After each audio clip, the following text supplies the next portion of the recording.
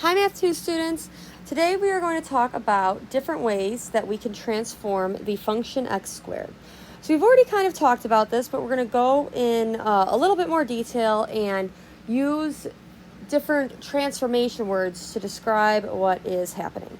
Alright, so first let's talk about what happens when we change our a value. Alright, so we have said that looking at our a value, we can determine if the function is either going to be up like a cup or down like a frown, right? And we know that this number out in front tells us that.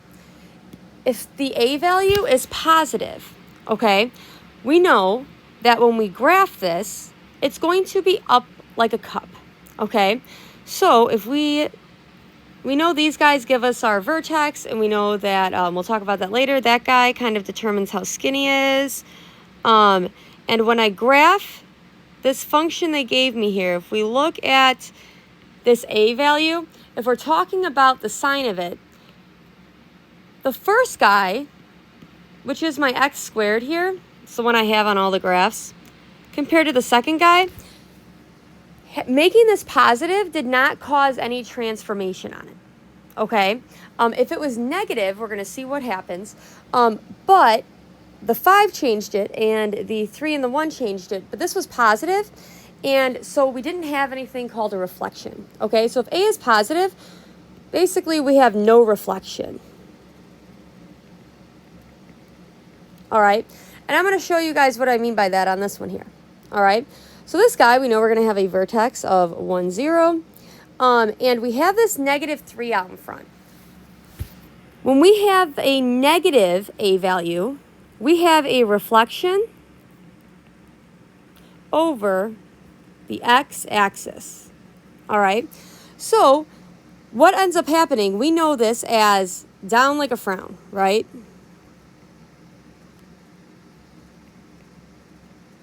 Now, specifically, though, in kind of using transformation language, we're going to say now that it is a reflection over the x-axis.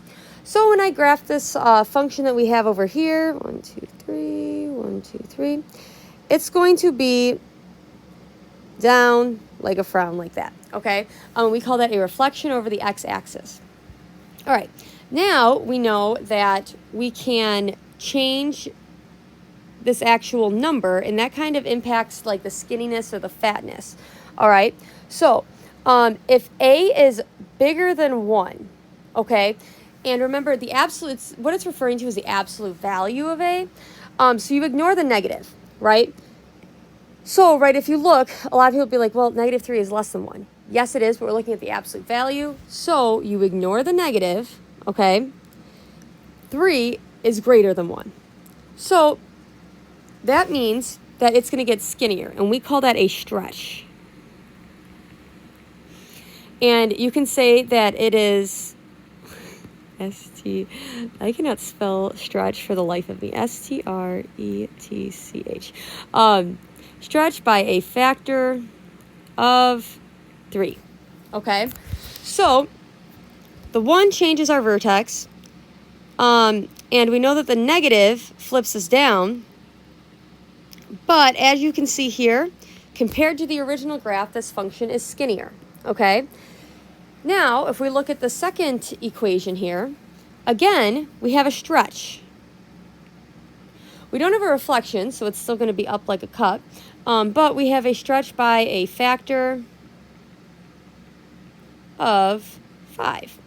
So we can do our vertex here. And this guy's actually even skinnier, all right? So this is what these transformations would do. And I'm going to go ahead. You don't have to copy down what I'm about to show you.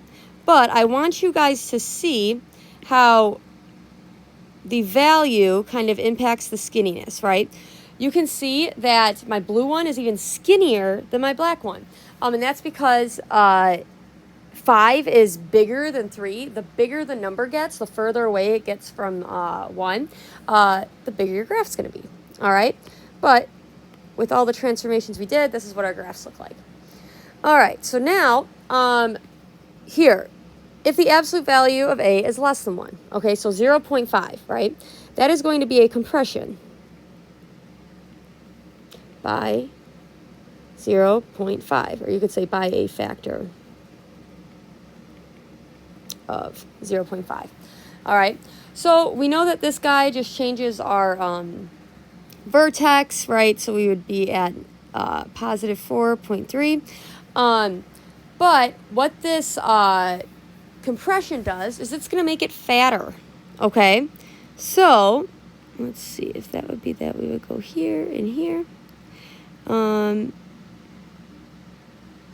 So when we graph this guy, it's going to look something like this. All right. And then same thing with this one. Even though it's negative, right, you cover up the negative, ignore the fact that it's negative. Is 1/3 less than 1? Yes. So again, we have a compression by a factor of 1/3.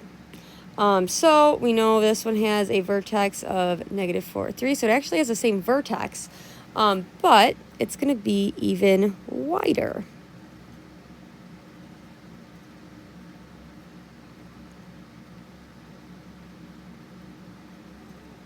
Okay.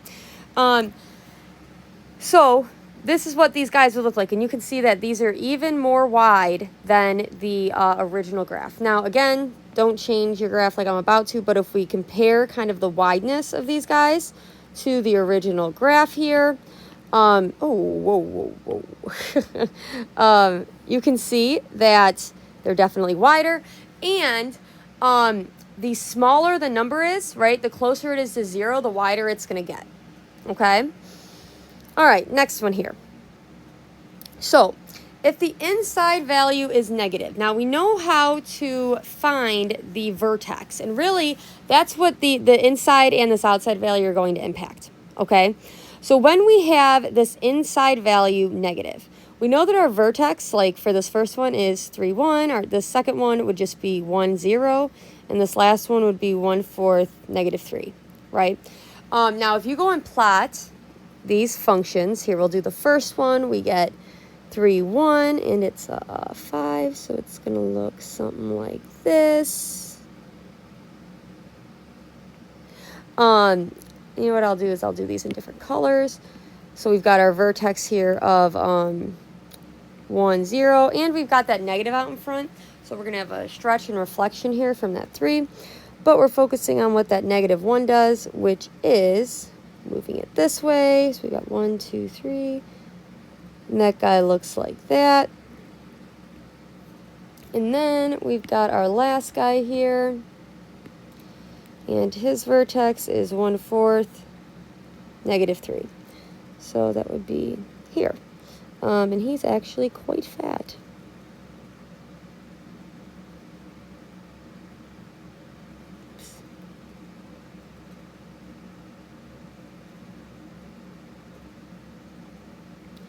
All right.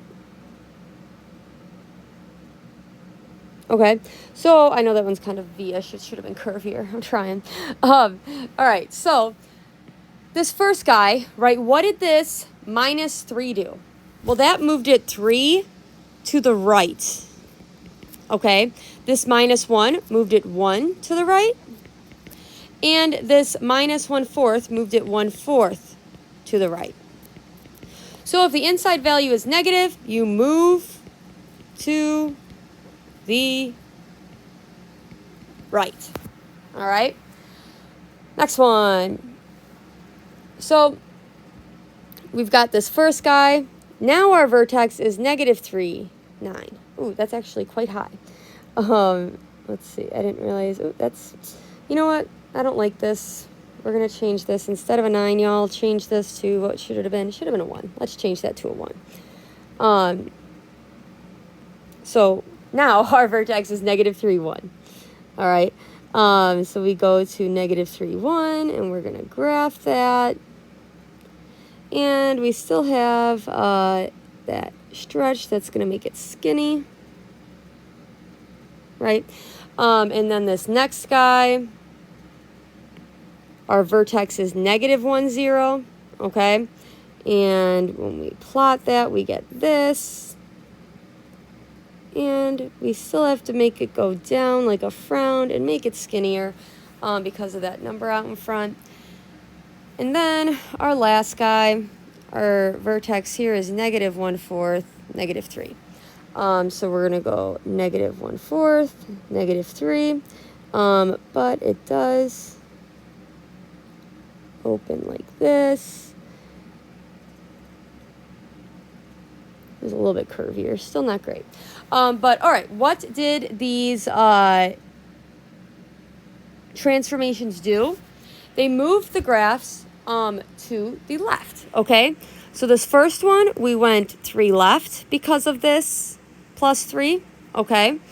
The next one, we went 1 left because of this 1. And this last one, we went 1/4 left because of the plus 1/4. So if the inside value is positive, we are going to move left, okay? Last one, now when we change the outside value. So again, we actually can, let's see. All right, let's go ahead and find our vertices for all these guys. So this first one is going to have a vertex of 3, negative 1. And let's see, we're going to go, we got a stretch here of 1, 2, 3, 4, 5. All right, so this first graph looks like this. This next graph, we've got a vertex of 1, negative 1/2. So that would go there. And we still got our 1, 2, 3 reflection and stretch. And our last one, we're going to have 4, comma, negative 0.3. 1, 2, 3, 4, negative 0.3. And it is also 0.5.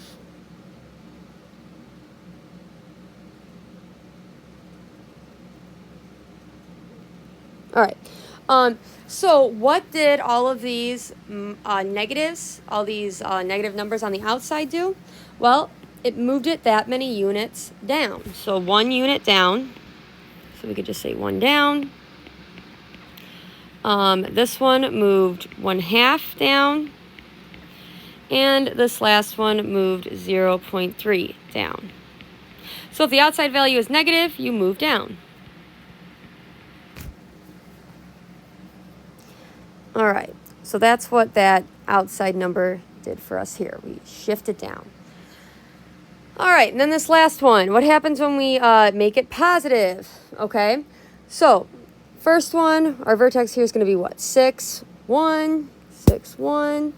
And when we graph this, we got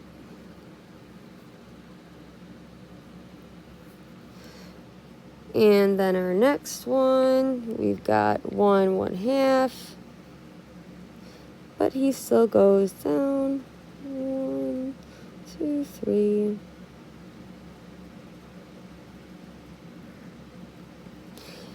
And this last guy, 4, 0.3. And he's a bit fat.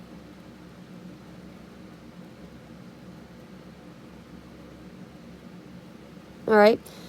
So what did having this number positive on the outside do to all of them? Well, this positive number shifted up. So we went 1 up, 1/2 up, and 0.3 up. So having an outside value is positive, we are going to shift or move. I've been using the word move, right? We're going to move up. Okay? So basically, we have to look at all these transformations and be able to say what the heck is happening here. Okay? All right, so if we look at this first guy, right, let's look at our A value. What does this kind of an A value do? Well, first off, this A value is negative. Okay, and we talked about how when we have a negative A value, what does that mean? We have a reflection over the x-axis. So our first transformation we're going to say is reflection over the x-axis. All right. Then we can look at our H value. When we have a negative number in here, when it's x minus 4, right, we can go look. When this number is negative, okay, if the inside value is negative, we're going to move to the right. So that tells us we are going to, oh, also we forgot about stretch. We'll go back and do that.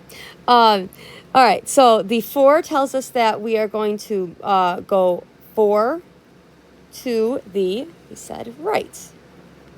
Okay, and I forgot about the fact that this guy here, when we ignore the negative, it's bigger than 1.